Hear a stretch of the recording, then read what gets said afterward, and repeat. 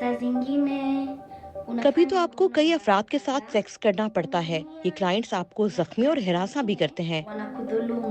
یہ بچی ہر کلائنٹ سے 50 کینیا شلنگ کماتی ہے جو 30 پینس یا 40 سینٹس کے برابر ہے. باقی ان کی میڈم کو جاتے ہیں. سیکس ورکرز کے روپ میں ہماری خفیہ رپورٹرز نے بچوں کی سیکس ٹریڈ کرنے والے گروہ میں شامل ہو کر کئی ماہ کینیا کے ایک ٹاؤن میں گزارے.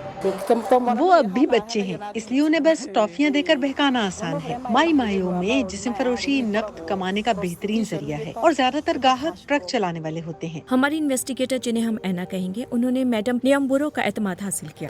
میرے پاس ایک ہے جس کی عمر 13 سال ہے، اگلے مہینے 14 کی ہو جائے گی. یہ 13 سالہ پچھلے 6 مہینے سے کام کر رہی ہے. قریبی ہماری دوسری انویسٹیگیٹر جنہیں ہم جین کہیں گے، انہوں نے چپٹو نامی عورت سے دوستی کی.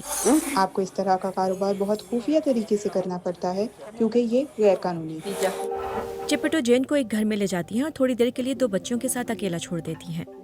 اگر کسٹمر کانڈوم پہننے سے انکار کر دے تو Kukuwa na ngono bila kinga. ہمیں پھر ان پروٹیکٹڈ سیکس کرنا پڑتا ہے. میری مجبوری ہے، ورنہ مجھے یہاں سے بھگا دیا جائے گا اور میرے پاس جانے کے لیے کوئی جگہ نہیں.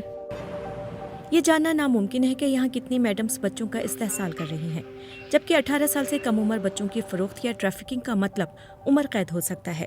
ہم نے تمام ثبوت مارچ میں کینیا کی پولیس کے حوالے کر دیے تھے، لیکن ان کا کہنا ہے کہ ان خواتین اور بچیوں کا سراغ نہیں مل رہا اور اب تک کوئی گرفتاری بھی نہیں ہوئی ہے.